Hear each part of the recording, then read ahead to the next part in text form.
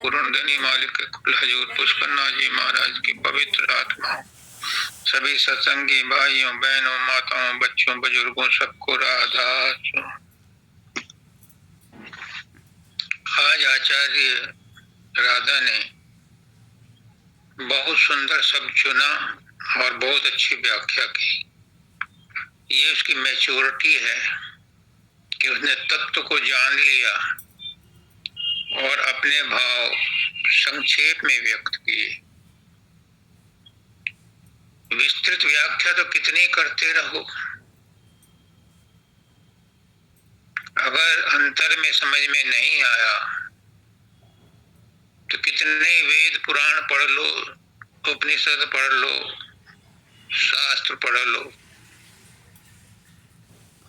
सब चक्कर खाने वाला है। बात समझ में आ जाए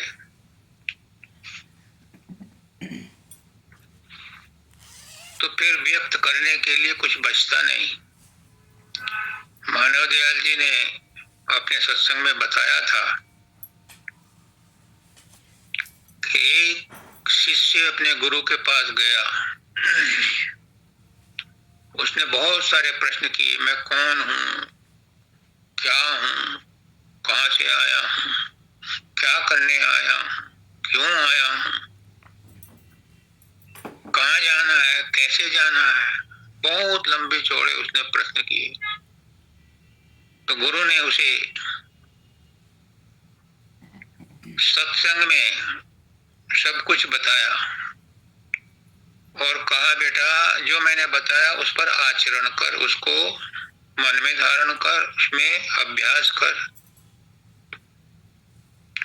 जो सुमरन ध्यान भजन बताया उसको अमल कर और 12 वर्ष बाद आना मेरे पास। तो 12 वर्ष बाद वो अपना साधन अभ्यास करने के बाद लौटा तो गुरु जी को प्रणाम किया, पैर छुए और कहने लगा, महाराज जी आपने जो बताया था वो समझ में आ गया है। जो मैंने प्रश्न किए थे वो तो फालतू के थे। और उसने आधा घंटे तक गुरु को लेक्चर दिया कि उसने क्या क्या समझा। तो मानवदयाल जी कहते हैं उसके गुरु ने उसे कहा, बेटा बात तेरी अभी समझ में नहीं आई, 12 साल तक और जाके अभ्यास कर, तब आना। वो फिर चला गया, 12 वर्षों के बाद आया तो फिर वो आकर के गुरु के चरणों में पड़ा और उसने कहा, महाराज जी जो आपने कहा बिल्कुल सच है, उसके बारे में ज्यादा नहीं कहा जा सकता। मेरे पास तो जो अनुभव हुआ है वो ऐसे ऐसे है। उन्होंने 5-7 मिनट में सारा बता दिया। तो गुरु जी ने कहा कि भाई बात तो तेरी समझ में आ गई है पर तेरा अभी अनुभव नहीं हुआ है, तो 12 वर्ष के बाद आना, तब तो अगला रास्ता बताएंगे। अब वो 12 वर्ष के बाद जब दोबारा लौटा, 36 साल बाद जब दोबारा लौटा, मुझे 42 साल हो गए, तो ये बात सच्ची लगती है कि 36 साल तक भी समझ में नहीं आता। जब 36वें साल के बाद वो लौटा तो चुपचाप गुरु जी के पैर छुए, मत्था टेका और बैठ गया, कुछ नहीं बोला। 5-7 मिनट बाद गुरु जी खुद उठे और उसके सिर पर हाथ रख के कहा कि बेटा अब तेरी बात समझ में आ गई। और उसे फिर उन्होंने आशीर्वाद दिया और अगला रास्ता बताया। तो जो गुरु है, गुरु क्या है ये समझने के लिए समझ हमारी छोटी है। किन साधनों से उसको समझोगे, जो भी साधन अपनाओगे, जो ज्ञानेंद्रियां अपनाओगे, वो सब तो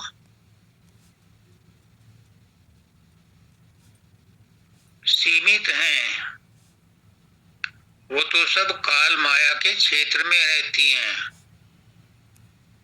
और गुरु का ज्ञान या अपना ज्ञान या परमात्मा का ज्ञान, तो वो असीम धारा है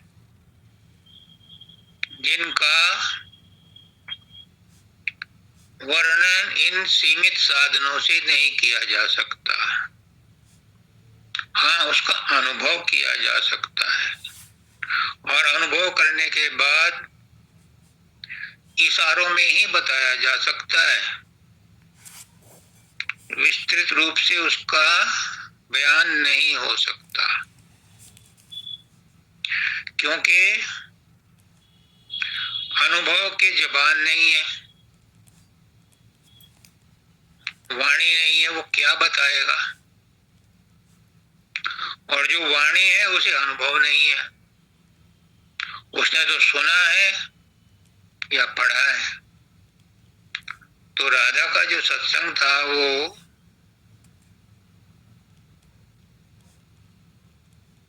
अपने अनुभव पर आधारित था। उसको इस बात का सच्चाई का पता लग गया तो उसने संक्षेप में ही बताया। गुरु भी यही करता है। गुरु को पता है कि ये सच्चाई एक दूसरे को इशारों में तो बताई जा सकती है, लेकिन विस्तृत रूप से किसी को इसकी जानकारी नहीं दी जा सकती, स्वयं को ही जानना पड़ता है। कोई भी दुनिया में ऐसा संत महात्मा पीर पैगंबर औलिया आज तक नहीं हुआ। और स्वामी विवेकानंद कहते हैं कि कोई भी गुरु, परम गुरु, संत सदगुरु आपको आपका ज्ञान नहीं करा सकता, आपको रास्ता बता सकता है, आपको मार्ग बता सकता है, आपकी मदद कर सकता है, आपको युक्तियां बता सकता है, लेकिन आपको अपना पता, अपना ज्ञान स्वयं ही ढूंढना है, स्वयं ही अनुभव करना है, स्वयं ही उसका प्रयास करना है। फिर जो ज्ञान है,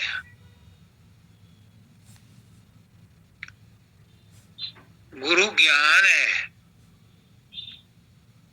और सदगुरु सत ज्ञान है।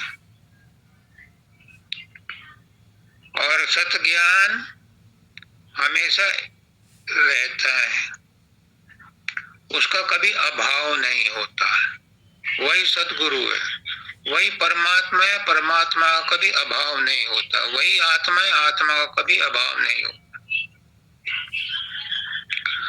ये तो एक तरह से निरंतर बहती हुई धारा है, इसमें अपने आप को डुबाना ही, अपने आप को लय करना ही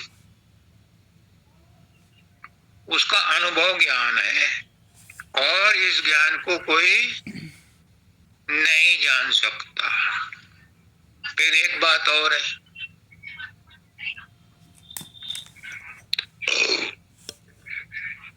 आत्मज्ञान का ज्ञान किसे हो सकता है? आत्मज्ञान तो आत्मा का ज्ञान है, और आत्मा ही सब ज्ञानों का ज्ञान है। वो जे पदार्थ है ही नहीं, उसे जाना ही नहीं जा सकता। जे उसे कहते हैं जिसको जाना जाए, उसको जाना नहीं जा सकता। वो खुद ज्ञान है, वो खुद वही है, तो उसको कैसे देखा जाएगा, कैसे बताया जाएगा? अब एक मोटी सी बात है, हम सब अपनी आंख से देखते हैं,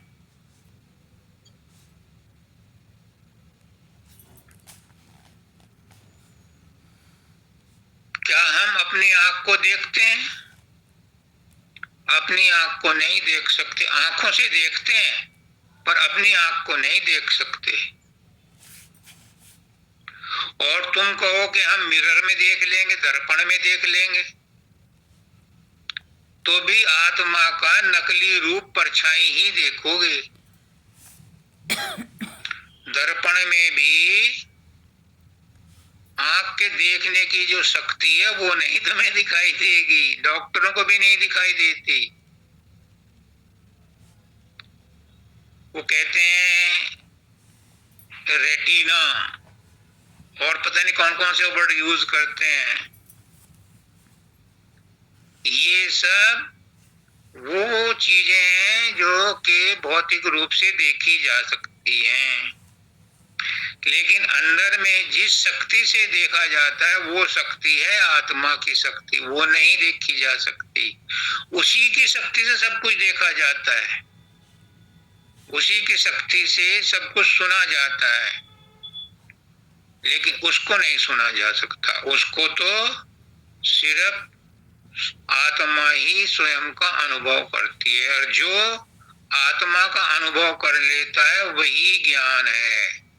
ज्ञानी में ज्ञान नहीं है, ज्ञान ही ज्ञान है। ज्ञानी तो उसका नाम रख दिया। आत्म अनुभव होने के बाद उसे कोई भी ज्ञान ऐसा नहीं जो ना हो, वो सब ज्ञानों का ज्ञान रखता है। अभी जो मैंने मंगलम में गाया, ज्ञान मूर्ति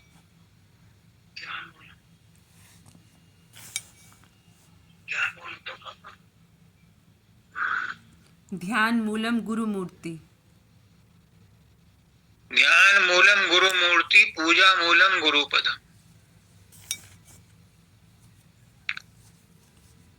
ध्यान लगेगा किसी मूर्ति पर, चाहे वो मूर्ति साकार की हो, चाहे वो पत्थर की हो, चाहे वो जीवित की हो, चाहे लकड़ी की हो, किसी की भी हो। ध्यान के लिए जरूरी है मूर्ति का बनना। तो ध्यान मूलम गुरु मूर्ति। संत मत में आसान कर दिया ध्यान लगाना। सतयुग में, त्रेता युग में, द्वापर युग में सैकड़ों साल, हजारों साल ऋषि मुनि ध्यान लगाते थे, लेकिन कलयुग में संतों ने इसे आसान कर दिया कि गुरु मूर्ति पर ध्यान लगाओ तो तुम्हारी ध्यान की प्रक्रिया कंप्लीट हो गई। ध्यान मूलम गुरु मूर्ति, पूजा मूलम गुरु पदम। अगर पूजा करनी है तो गुरु के चरणों में शीश नवा दो, उन्हीं की पूजा कर लो, और नैवेद्य, फूल, फल ये सब अर्पण करने की अब आवश्यकता नहीं है, क्योंकि ये पुराने जमानों के, पुराने युगों का प्रचलन था, परिपाटी थी। कलयुग में तो नाम से ही उद्धार होना है। कली केवल एक नाम आधारा, सुमर सुमर नर उतरहि पारा। तो कलयुग का नियम है, विधान है कि गुरु की नाम, गुरु ने जो नाम दिया उसका स्मरण करो, गुरु के का दर्शन करो, उसकी मूर्ति को अंदर में बैठाओ। फिर गुरु कहता है कि इस मूर्ति का ही ध्यान मत करते रहो। बाबा फकीर कहते हैं मेरी दाढ़ी मूंछ मत देखते रहना, ये तुम्हें आगे नहीं ले जाएगी। जब बाहर के गुरु का रूप बन जाए, ये स्टेपिंग स्टोन है, ये तीसरा दरवाजा खोलने की, तीसरे तिल का दरवाजा खोलने की कुंजी है। जब तक गुरु की मूर्ति नहीं बनेगी तब तक तीसरे तिल का दरवाजा नहीं खुलेगा। अंदर 10वें द्वार के इनर गेट में प्रवेश नहीं मिलेगा।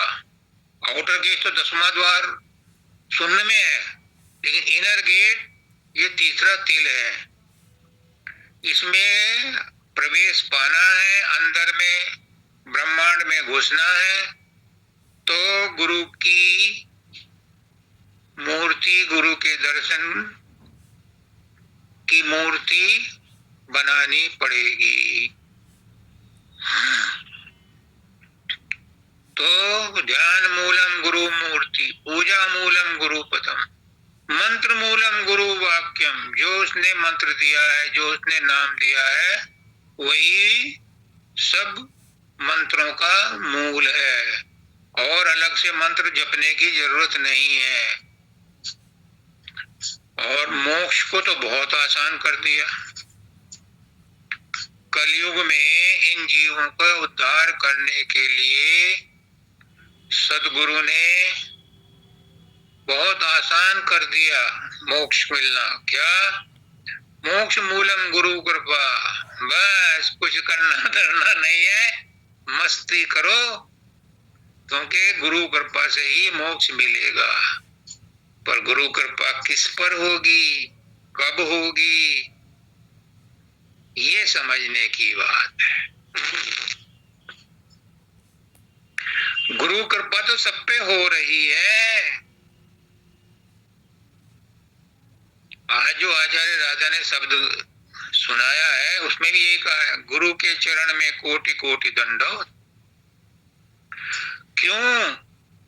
क्योंकि गुरु कृपा से ही मोक्ष मिलेगा। तो गुरु कृपा तो सब पे हो रही है, लेकिन वो सामान्य रूप से हो रही है।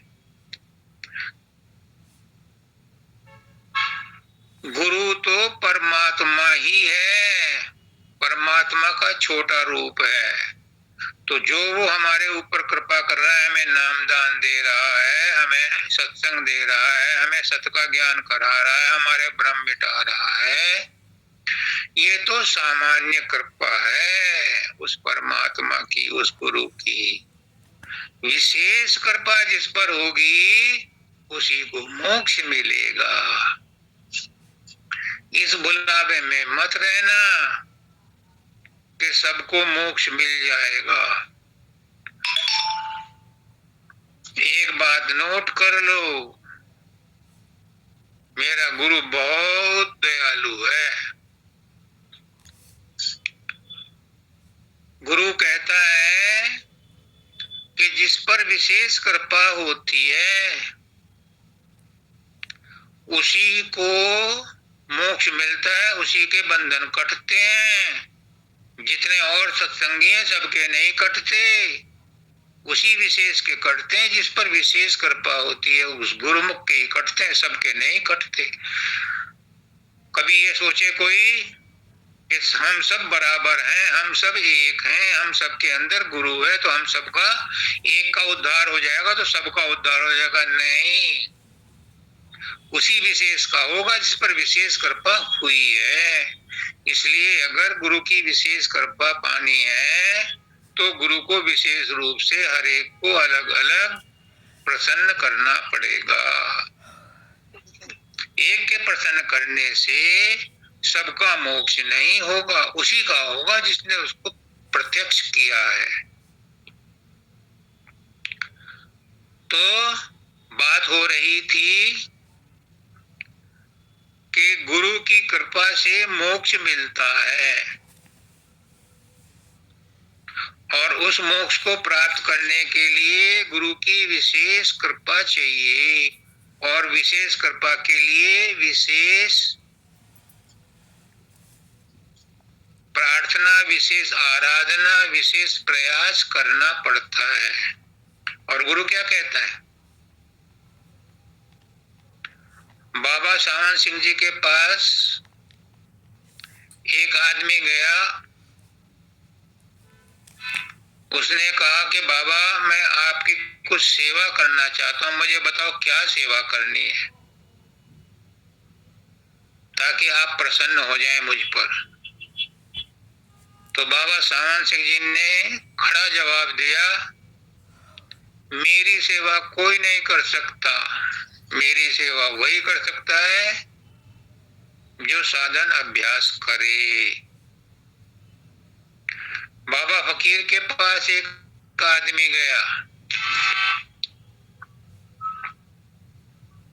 उसने कहा, बाबा मैं आपकी सेवा करना चाहता हूं। बाबा फकीर ने कहा, भाई जो सेवा तू करना चाहता है उसकी मुझे जरूरत नहीं है, तू मुझे अपाहिज कर देगा। मेरी शारीरिक सेवा करके तू मुझे संसार में फंसा देगा। मेरी शारीरिक सेवा ये है कि जो साधन अभ्यास बताया वो करो। और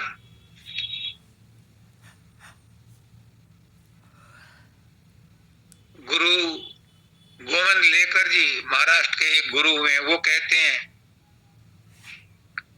कोई उनके पास आया, उनका शिष्य,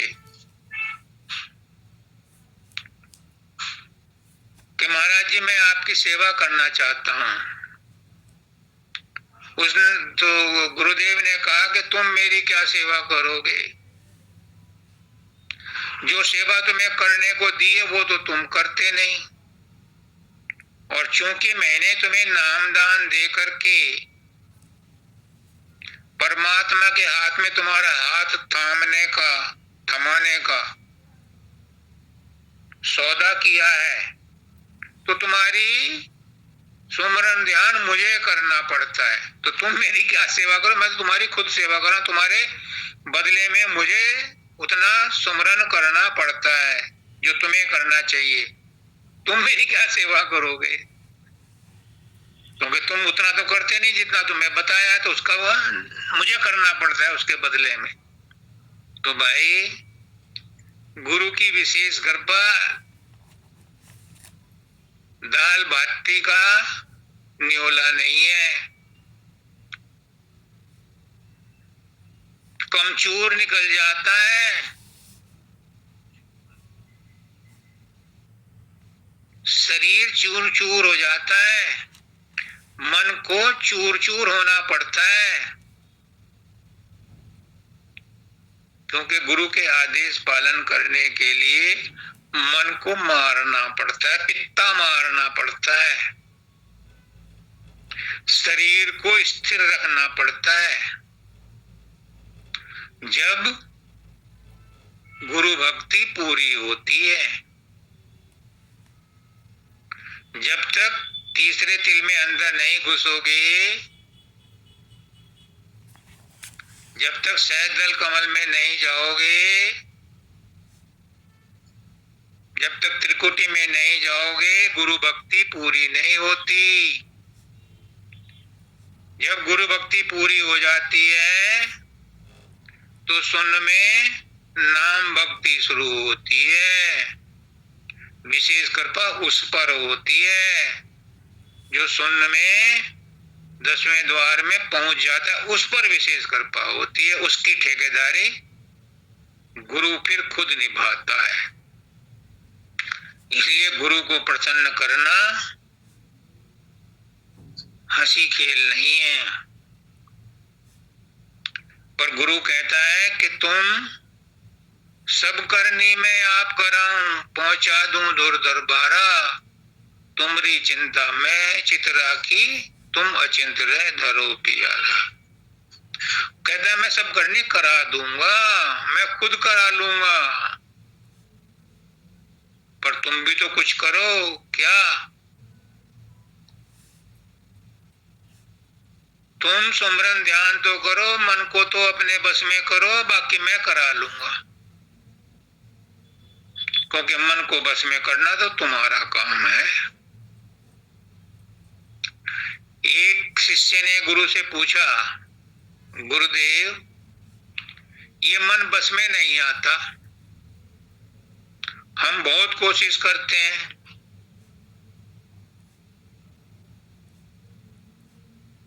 ये बस में आता नहीं, और जब तक मन बस में नहीं आता सुमरन ध्यान भी नहीं होता, और जब तक सुमरन ध्यान नहीं होता तो आपने कहा है कि मैं तुम्हारी मदद भी नहीं कर सकता, तो कैसे काम चले। अब सुन लो गुरु ने क्या जवाब दिया। गुरु ने कहा कि जो तुम सुमरन ध्यान करते हो वो मैं होकर के करते हो कि मैं कर रहा हूं। वो तुम गैर हो करके करते हो। जो नाम का सुमरन करते हो तो ये समझ के करते हो कि मैं नाम का सुमरन कर रहा हूं। तो यहाँ द्वैत आ गया, मैं कर रहा हूं और नाम का सुमरन कर रहा हूं। गुरु कोई और है, उसने ये नाम दिया है, उसका सुमरन मैं कर रहा हूं। तो तुम तो संसार का सुमरन कर रहे हो, नाम का सुमरन तो किया ही नहीं। कामी तरे, क्रोधी तरे, पापी तरे अनंत, और आन उपासक कृतगन तरे न नाम रटन। जब तक तुम आन उपासक गुरु को अपने से दूसरा समझकर उसके नाम का सुमरन करोगे, तब तक वो सुमरन संसार का सुमरन है। जब उस सुमरन को तुम ये समझोगे कि मैं अपना ही नाम जप रहा हूं, ये मेरा ही नाम है, गुरु मेरा ही रूप है, मैं और गुरु एक ही रूप के हैं, और वो रूप है शब्द, मैं शब्द का ही सुमरन कर रहा हूं।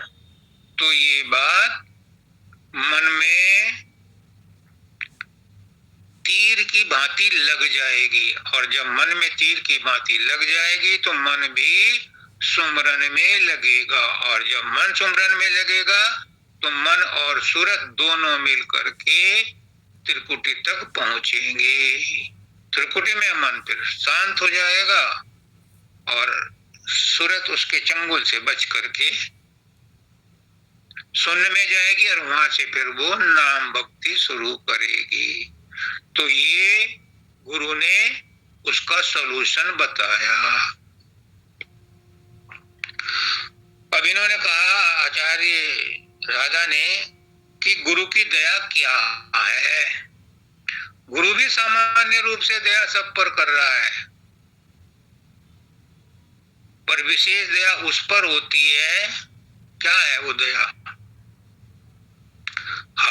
सिर पर हाथ रख देना दया नहीं है।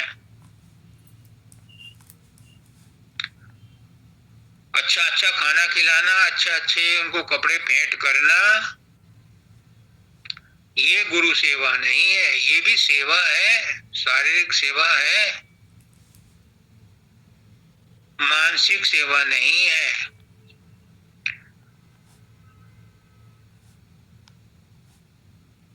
गुरु की दया क्या है?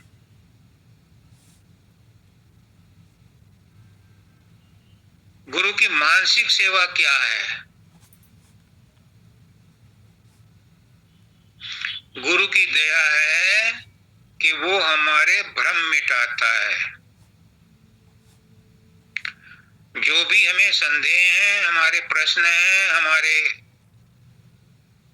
भ्रम है, उनको दूर करता है। ये गुरु की सबसे बड़ी दया है। और गुरु की मानसिक भक्ति क्या है? गुरु की मानसिक भक्ति है गुरु को अपना ही रूप समझ करके उसने जो नाम दिया है उसमें लय हो जाना। नाम जपते जपते नामी का रूप बन जाना, क्योंकि नाम और रूप दोनों एक ही हैं। एक और नोट कर लो, नाम रूप दो अनुभव रूपा, तू तो बड़ा भरम के गोपा। एक इम्पोर्टेंट चीज नोट कर लो, कभी कभी निकलती है गुरु के प्रसारण में, गुरु ऊपर से प्रसारण भेज रहा है, जिनमें अभी द्वैत है उनके लिए ये विशेष स्पेशल अभी अभी मैसेज आया है, मैं भूल ना जाऊं, सुन लो कि गुरु मेरा दूसरा रूप है। ये समझ करके गुरु के नाम का सुमरन करो कि गुरु और मैं दोनों एक ही सिक्के के दो पहलू हैं। मेरे दूसरे स्वरूप का नाम गुरु है। जब उसे अपना ही रूप समझ करके सुमरन करोगे तो तुम्हारा सुमरन के साथ में उसका रूप भी प्रकट होगा, और जब रूप प्रकट होगा तो वो बहुत शक्तिशाली है, तो वहां पर प्रकाश भी नजर आएगा और शब्द भी सुनाई देगा, तीसरा तिल का दरवाजा खुल जाएगा। आगे की प्रोसेस किसी और दिन बताऊंगा। दरवाजा खुल जाए, प्रवेश मिल जाए। आज गुरु के चरण में कोटि कोटि दंडवत इसीलिए की जाती है कि गुरु के मार्गदर्शन में हमारा तीसरे तिल का जो ब्रज किवाड़ लगा हुआ है वो खुल जाए। उसके बाद तो फिर आप धीरे धीरे धीरे धीरे सुमरन ध्यान भजन करते रहो, गुरु से वार्तालाप करते रहो, अपना प्रगति बताते रहो, वो धीरे धीरे आपको अगला रास्ता बताता रहता है। गुरु को मानुष मत जानो, गुरु है सत्य पुरुष की जान। गुरु को मानुष जानते ते नर कहिए अन, दुखी हो संसार में आगे जम का पन। गुरु किया है देह को सतगुरु चीना नाय, और कहे कबीर दास को तीन ताप भरमाए। गुरु नाम आदर्श का, गुरु है मन का इष्ट, इष्ट आदर्श को ना लखे समझो उसे कनिष्ठ। ये गुरु की पहचान है। जो इन बातों को समझ जाता है, गुरु यही सत्संग में बताता है कि तुम में और गुरु में अंतर नहीं है, अंतर तुमने क्रिएट कर रखा है, और वो बार बार उस भेद को मिटाना चाहता है। ये गुरु की दया है, लेकिन हम उसे फिर भी अपना नहीं पाते, क्योंकि हमारे अंदर वो तन्मयता, वो तड़प, वो बेकरारी अभी प्रकट नहीं हुई है, क्योंकि कर्मों का प्रभाव कुछ ज्यादा ही जबरदस्त है। धीरे धीरे ये भी कट जाएगा और बात समझ में आ जाएगी, निराश होने की जरूरत नहीं है। हम प्रेम करते हैं गुरु से, क्या उसे अपना स्वरूप समझ के प्रेम करते हैं? गुरु कहता है कि गुरु परमात्मा का ही रूप है। एक हाथ गुरु का हमारे सिर पर है और दूसरा हाथ गुरु का उस मालिक के साथ जुड़ा हुआ है। जैसे ट्रांसफॉर्मर में बिजली आती है डाम से, भाखड़ा डाम से या दूसरी जगह से, लेकिन घरों में सप्लाई होती है उनकी रिक्वायरमेंट के हिसाब से 220 वोल्ट कन्वर्ट करके देता है। ऐसे ही गुरु भी उस महाशक्ति से, महा ऊर्जा से, महा परमात्मा से जुड़ा हुआ है, और हमारी आत्मा को उतनी शक्ति, उतनी ऊर्जा देता है जिससे कि हमारी आत्मा उसको ग्रहण करके सही मार्ग पर चल सके। तो ये शरीर तो छूटने वाला है, ये तो सब जानते हैं, लेकिन इस शरीर के रहते रहते ही हमें उस आत्मा का, उस आत्मज्ञान का अनुभव हो जाए जिसके लिए ये शरीर मिला है। बिना शरीर के आत्मा का ज्ञान नहीं हो सकता। ब्रह्म को प्रकट करने के लिए माया प्रकट करनी पड़ी। कृष्ण भगवान कहते हैं कि मैं अपनी प्रकृति को प्रकट करता हूं। क्यों? खेल खेलना है तो माया को प्रकट करना पड़ता है। आत्मा को पाना है तो शरीर धारण करना पड़ता है। उस परमात्मा ने, उस परम तत्व ने जब उसमें ऊर्जा अधिक हो गई तो शब्द प्रकट हुआ। उसका पहला प्राकट्य है शब्द। फिर उस शब्द से सूरत निकली और उसी शब्द से रचना हुई। रचना कौन से शब्द से हुई? वो राधा स्वामी धाम वाले से रचना तो सत्य देश की हुई, दयाल देश की हुई। ब्रह्मांड की रचना और पिंड देश की रचना तो ब्रह्मांड के शब्द से हुई, ओंकार से हुई। फिर भी ये सारी रचना शब्द के आश्रय हुई, ये निश्चित रूप से तय है, ये वैज्ञानिक भी स्वीकार करते हैं कि कोई तत्व है जो इस रचना को करता है। पहले तो वो कहते थे कि प्रकाश ही वो तत्व है, लेकिन अब वो कहते हैं प्रकाश में भी गति है, प्रकाश में भी स्थूलपना है। अब वो सोनोलॉजी पर आ रहे हैं, साउंड पर आ रहे हैं कि हाँ, कोई शक्ति ऐसी है जो इतनी सूक्ष्म है कि उसका अभी तक हमें पकड़ में नहीं आई। तो वो रचना की जान है, उससे रचना होती है। तो इस शरीर को छूटने से पहले उसका अनुभव कर लो जिस काम के लिए आए थे, क्योंकि आत्मा भटकी हुई है, लटकी हुई है, झटकी हुई है, पटकी हुई है, और वो इस शरीर, मनुष्य शरीर में रहते हुए ही प्रकट की जा सकती है। इसीलिए कहते हैं कि बड़े भाग मानुष तन पावा, सुर दुर्लभ नर मुनि गावा। ये ऋषियों मुनियों को भी, देवताओं को भी दुर्लभ है। उनको मुक्ति नहीं है, क्योंकि उन्हें शरीर धारण नहीं करना पड़ता। उनका सूक्ष्म शरीर है और सूक्ष्म शरीर में आत्मा का ज्ञान नहीं होता। देवता तो बहुत दिनों तक पड़े रहते हैं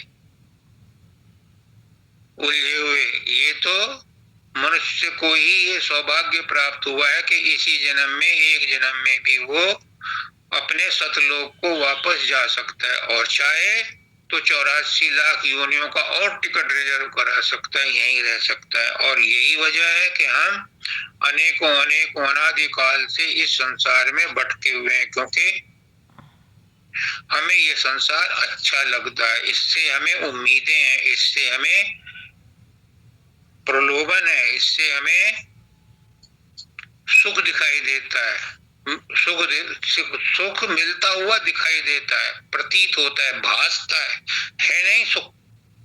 इस संसार में सुख नहीं है, लेकिन भासता है। इसी लालच में हम 84 में पड़े रहते हैं कि इस जन्म में नहीं, अगले में मिलेगा, अगले में नहीं, अगले में मिलेगा, और 84 लाख ऐसे ही घूमते रहे।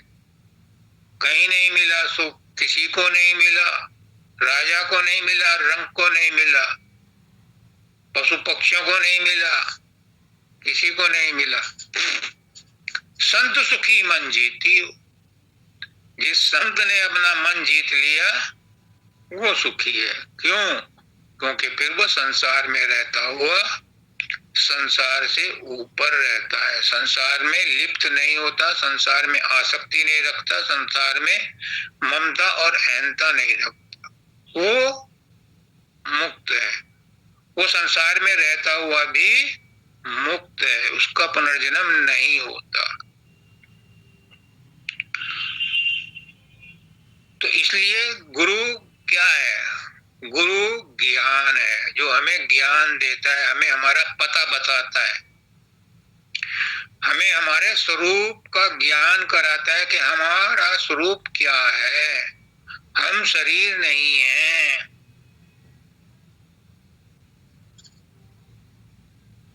आत्मा प्रकट होना चाहती है, आत्मा अपने ज्ञान को विकसित करना चाहती है, लेकिन अज्ञान इतना जबरदस्त है, इतना गहरा है कि उसे अपना स्वरूप दिखाई नहीं देता और शरीर दिखाई देता है, तो वो शरीर को ही अपना रूप मान लेती है और इसी में भटकती रहती है। कुछ ज्ञानी हैं जिनको कुछ समझ है, वो मन को ही आत्मा का रूप मानते हैं, मन में ही विश्राम पाने की कोशिश करते हैं, मन में ही संतुष्ट होना चाहते हैं, मन में ही मन से ही भक्ति करते हैं, मन से ही उपासना करते हैं, मन से ही ज्ञान को बटोरते हैं, तो वो भी अविद्या में ही है। कुछ और हैं जो प्रकाश में पहुंच जाते हैं, बहुत बड़ा अचीवमेंट है प्रकाश में पहुंचना। लेकिन बाबा फकीर कहते हैं कि प्रकाश में भी रचना करने की शक्ति है, इसलिए जो प्रकाश में पहुंच गया वो रचना में कभी न कभी आएगा।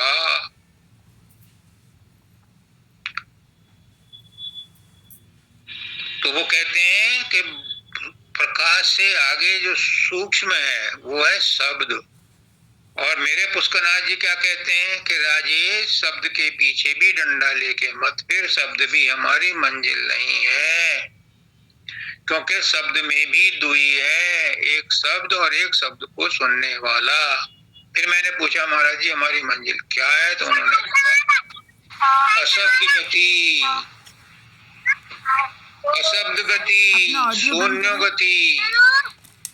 शब्द में रहते हुए शब्द गति में पहुंचो, अपने आप को उस शब्द में गुम करो, तब तुम वहां पहुंच पाओगे।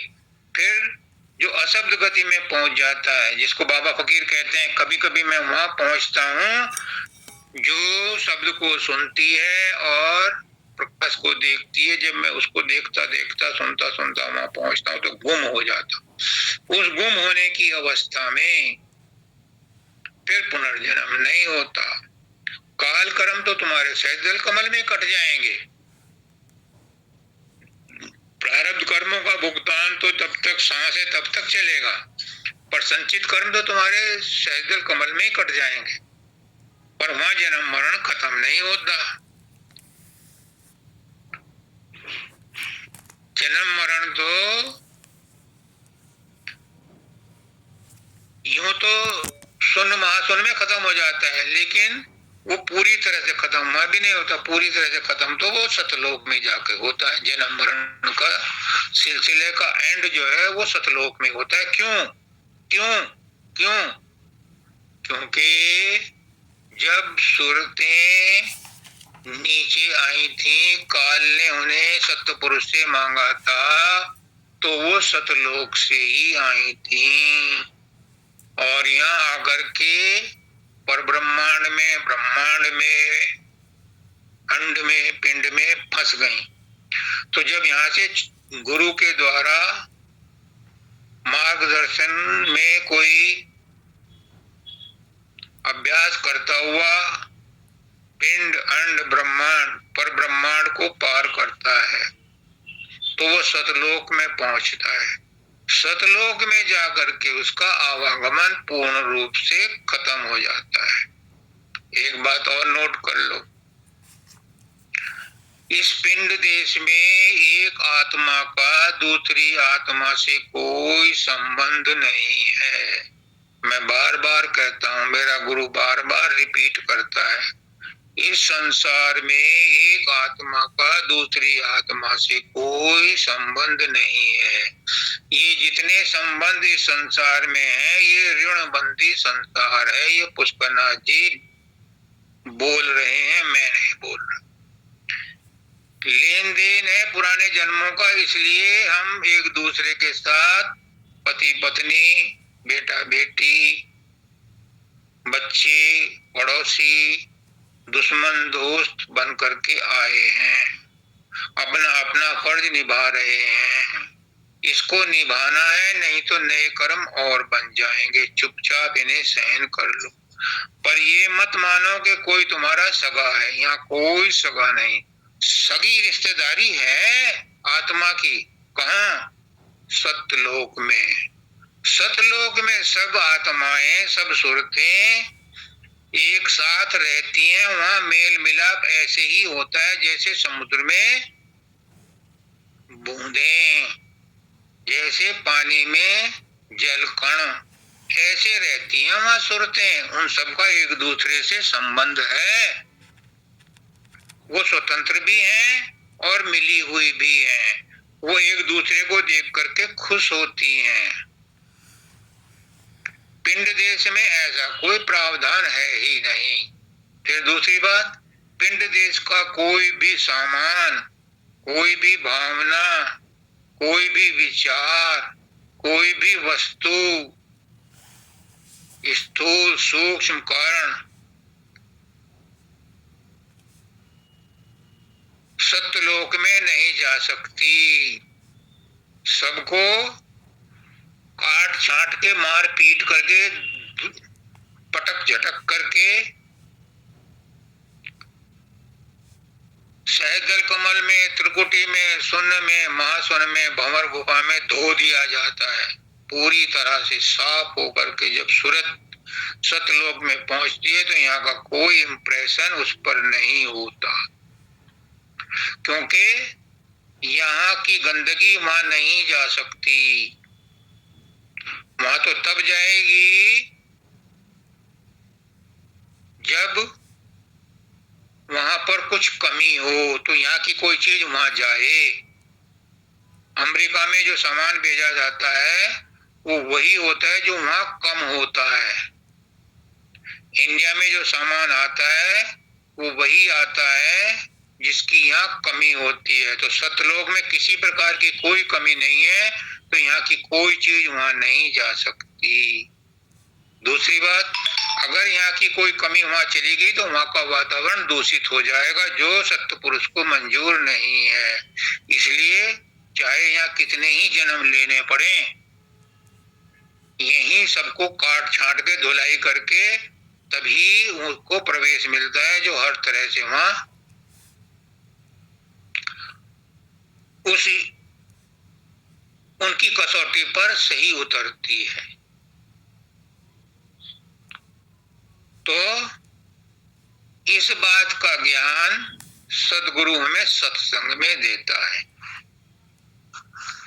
अब ये ज्ञान उसकी समझ में आता है जिसके दिल में चोट लग जाती है, जिसके दिल में कसक उठती है, जिसके दिल में तड़प उठती है कि मुझे तो घर वापस जाना है। कुछ भी कर लो, मार लो, पीट लो, कैसे भी कर लो, मुझे तो अपने घर जाना है। फिर वो संसार के दुख तकलीफ सहता हुआ दुखी नहीं होता, किसी की बुराई नहीं करता, किसी की भलाई नहीं करता। उसको तो 24 घंटे तड़प रहती है, मुझे जाना है, मुझे जाना है। वो गुरु को याद करता है, गुरु उसको फिर अपने जैसा बना करके यहाँ से रुखसत कर देता है। पर पहले अपने आप को तोड़ना पड़ता है, अपना अहंकार छोड़ना पड़ता है, संसार की आसक्ति छोड़नी पड़ती है। और गुरु इस बात को परखता रहता है। जब उसे समझ में आता है कि इसने सब कुछ भुला दिया, तो मानव दयाल जी ने एक सत्संग में बताया था कि जब सब कुछ भक्त अपना परमात्मा को अर्पण कर देता है, तो परमात्मा उसकी मैं बन जाता है कि उसे कोई दुनिया की ताकत कुचल न दे। इसलिए वो 24 घंटे फिर उसकी रक्षा करता है। उसको उस पर सदगुरु की विशेष कृपा हुई है, ये मान लो। उसका आवागमन मिट जाता है। जिसकी रक्षा परमात्मा करता है, जिसकी रक्षा गुरु करता है, उसको कोई नुकसान नहीं पहुंचा सकता। लेकिन पहले अपना मिटाना पड़ता है। एक बात और समझ लो, लगे हाथ चलते चलते, मुक्ति जिसको तुम चाह रहे हो वो क्या है, गलत फहमी में मत रहना, स्पष्ट रूप से समझ लो। मुक्ति में मिलता कुछ नहीं है। इतनी मेहनत करके इतने रात को उठते हो, जगते हो, सूरज सब योग करते हो, सुमरन ध्यान भजन करते हो, सोचोगे मुक्ति में कुछ मिल जाएगा, कुछ नहीं मिलेगा, कुछ भी नहीं मिलेगा। मैं तोबा तोबा करके कहता हूं, कुछ नहीं मिलता मुक्ति में। जो कुछ है सब लुट जाता है, सब छूट जाता है। और जो अपना सब कुछ छूट जाता है वो वही मुक्ति है, और कुछ नहीं मिलता। दूसरी बात, मुक्ति में किसका साक्षात्कार करोगे? वहां कोई रंग रूप बनेगा तो मन बनाएगा, वो मुक्ति नहीं है। ये स्पष्ट धारणा है। जिसको आत्मज्ञान हो जाता है उसको कोई रंग रूप दिखाई नहीं देता, उसके कोई चार कान नहीं हो जाते, उसको सींग नहीं निकल आते, उसको पूंछ भी नहीं लगती। वो आम जैसा ही होता है, हम जैसा ही रहता है। वो उसकी यही पहचान है कि वो सुख दुख में, लाभ हानि में, जय पराजय में समता में रहता है, स्थित प्रज्ञ रहता है।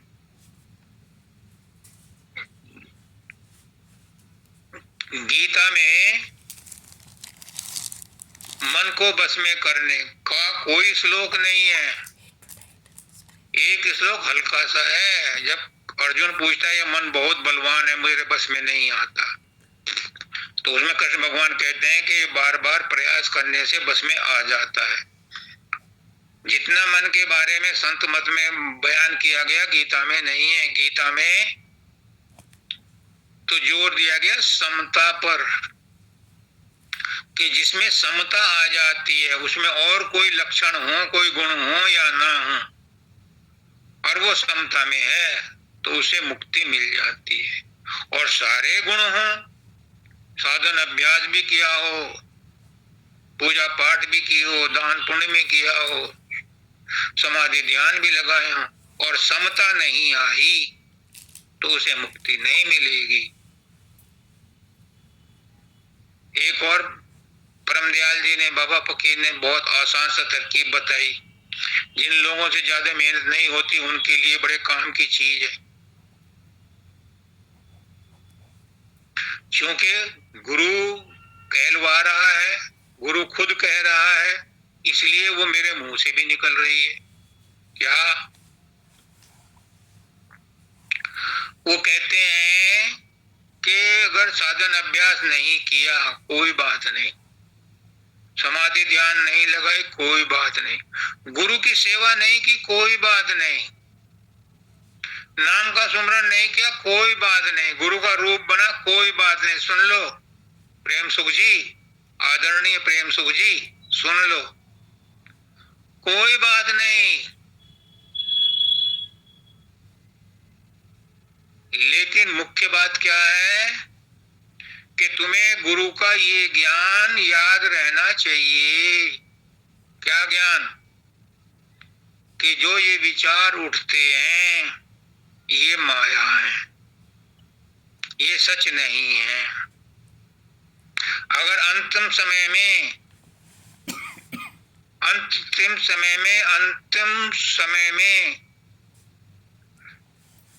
जो रील चलती है उस समय ये ध्यान रहा, गुरु की बात की ये याद आ गई कि ये रील जो है सच नहीं है, तो तुम्हारा आवागमन नहीं होगा। औरों का भले ही हो जाए जिन्होंने समाधि ध्यान बहुत लगाए हैं, बहुत तपस्या की है, बहुत गुरु को प्रसन्न किया है, और अंतिम समय में वो अगर किसी रील के रोल में अटक करके रह गए या किसी से लेने देना बाकी रह गया और उसमें उनकी आसक्ति बची रही, तो उन्हें एक जन्म और लेना पड़ेगा। कितनी असाधारण और कितनी आसान तरीके से बाबा फकीर ने इस गुत्थी को सुलझा दिया।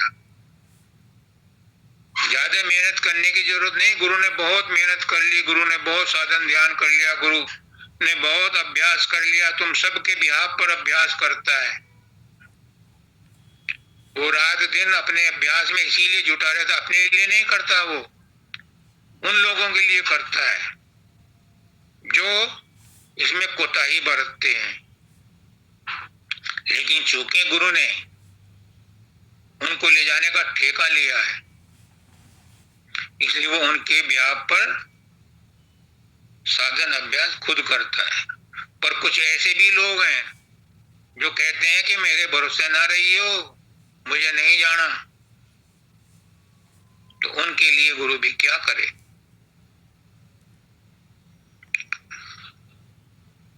राधा सूरत का मूल है और स्वामी शब्द का मूल। अब राधा स्वामी का अर्थ बताया था, हजूर पुष्करनाथ जी महाराज ने। उन्होंने बताया था कि राधा हम हैं,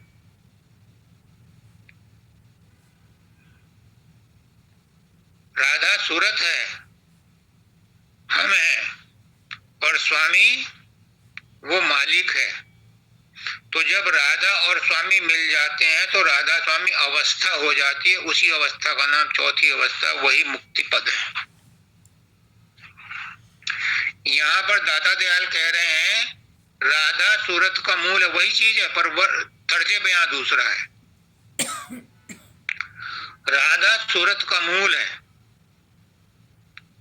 राधा जो धारा निकली मालिक के चरणों से, उससे सूरत पैदा हुई।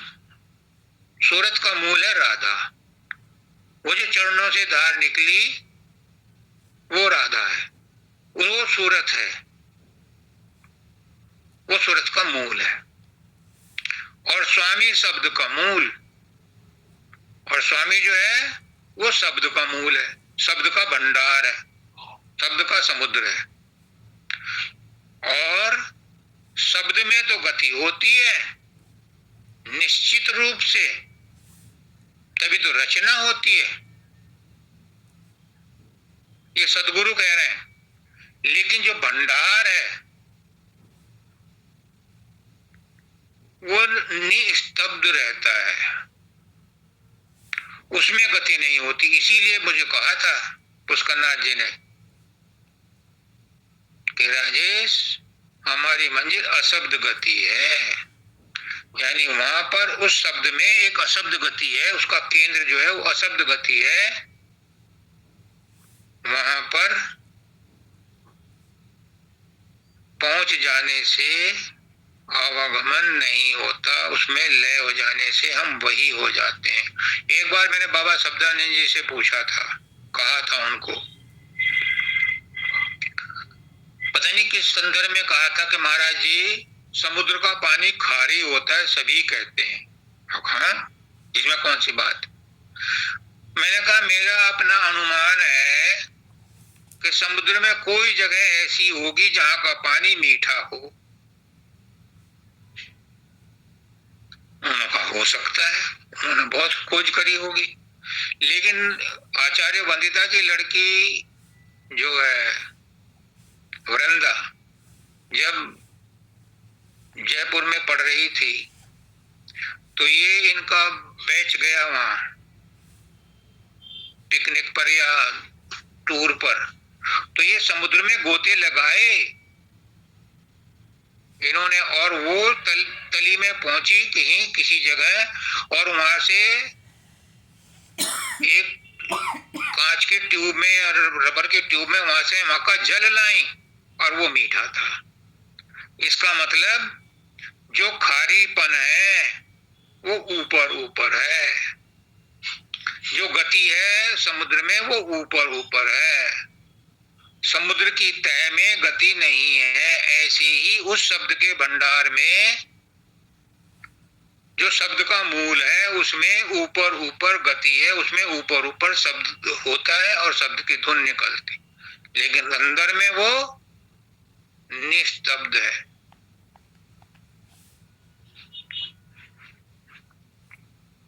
फिर कहते हैं सब आए इस वृक्ष में, डाल पात फल फूल।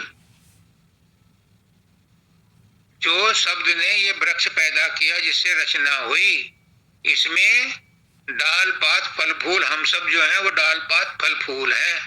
हम पैदा हो गए इस वृक्ष से, इस शब्द से, लेकिन असली चीज अशब्द गति है। वही हमारा लक्ष्य है इस संसार में आकर के उसे प्राप्त करना। और सदगुरु मत्था पच्ची इसीलिए करता है हर रोज हर सत्संग में कि तुम किसी तरह से गिर पड़ के उस अवस्था को प्राप्त कर लो।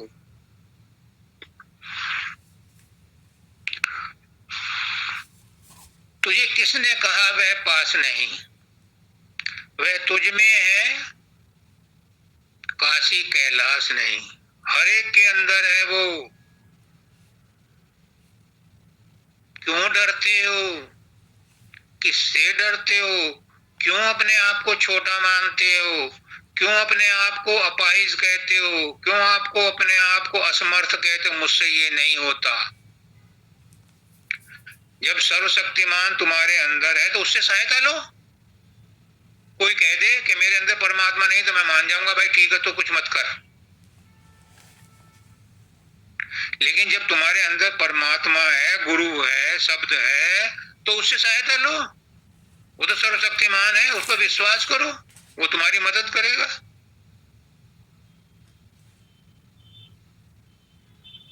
उसमें तो कोई कोताही नहीं, अपने आप से तो सहायता ले रहे हो। अपने आप पे विश्वास करो कि मैं कर सकता हूं, मैं कमजोर नहीं हूं, मैं शेर का बच्चा हूं। पुष्करनाथ जी बार बार कहते थे सत्संग में कि जब एक शेर का बच्चा शेर हो सकता है, होता है, गधे का बच्चा गधा होता है, तो परमात्मा के बच्चे हम परमात्मा हुए तो क्यों अपने आप को तुम भिखारी कहते हो। जीना उसका सफल है, जिए जो प्रेम की के कारज, उसी का जीना सफल है।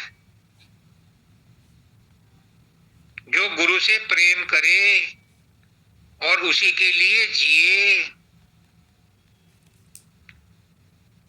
जो गुरु से प्रेम नहीं करता, कौन करेगा गुरु से प्रेम? गुरु से प्रेम वही करेगा जिसे बाहर में प्रेम करने की लत है। एक आदमी गया एक गुरु के पास, बूढ़ा हो गया था। उसने कहा महाराज अब मैंने दुनिया देख ली, बहुत दुखी हूं, बहुत पैसा है, बहुत मान सम्मान है, पर अंदर से बहुत दुखी हूं, मुझे कोई रास्ता बता दो। तो उन्होंने कहा तू किस चीज से प्यार करता है? उसने कहा मैं किसी से प्यार नहीं करता। तो उसने कहा फिर तो किसी और के पास जा। अगर तू किसी चीज से प्यार करता हो तो मैं उस प्यार का रुख बदल दूं। मानवदयाल जी यही कहते थे, अपने काम क्रोध लोभ मोह अहंकार का रुख बदल दो, गुरु की तरफ लगा दो, तो वो तुम्हें शत्रु होने के बजाय मित्र बन जाएंगे।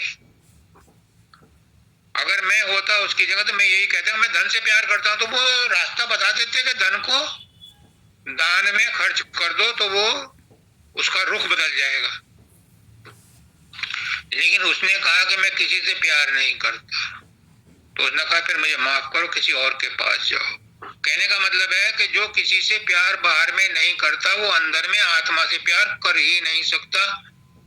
चाहे लाख सिर पटक ले, अंदर में उसे शब्द नहीं खुलेगा अगर वो बाहर में किसी से प्यार नहीं करता। इसीलिए बाहरी गुरु से प्रेम करने के लिए कहा जाता है कि उससे प्रेम करो, उसका रूप बनाओ, तो तुम्हें अंदर में शब्द से प्रेम करने की आदत पड़ जाएगी। और कोई कारण नहीं, गुरु का कुछ इसमें फायदा नहीं होता कि उसका रूप बनाओ और उससे प्रेम करो। गुरु को कुछ नहीं मिलता। गुरु नहीं भूखा तेरे धन का, उस पर धन है नाम रतन का। वो तुम्हारे धन का लालची नहीं है, वो तुम्हारे मान सम्मान का लालची नहीं है। तुम्हारी भलाई के लिए ही वो तुमसे कहता है कि गुरु से प्रेम करो, ताकि तुम्हारा मन शुद्ध हो जाए, तुम्हारे मन में प्रेम जागृत हो जाए और वो प्रेम अंदर की तरफ मुड़ जाए। जब तक ये नहीं करोगे अंतर्मुखी नहीं हो सकते, और जब तक अंतर्मुखी नहीं होगे बहिर्मुखी में तो 84 योनियां ही लिखी हैं। मैं समझता हूं बहुत हो गया जी। इनमें से कोई भी एक बात अगर आप पकड़ लें, उसमें कोई संदेह हो, उसमें कोई जिज्ञासा हो, उसमें कोई भ्रम हो, मेरे कहने में कोई कमी रह गई हो, तो दोबारा से पूछ लें। गुरु जो मत देगा, जो सम्मति देगा, जो उसका एक्सप्लेनेशन देगा, वो आप तक पहुंचाया जाएगा। पर आपसे प्रार्थना है हाथ जोड़ करके कि इनमें से कुछ भी अपनी समझ में आए तो उस पर आचरण करो। इस जीवन का यही एक लक्ष्य है, यही जीवन का मोल है, यही जीवन की कीमत है कि किसी तरह से भी इस जीवन में आप अपने आप को पहचान लो और इस संसार के मोह माया से चलो बच करके, क्योंकि यहाँ किसी को सुख नहीं है, कोई सुखी नहीं है, सबको रात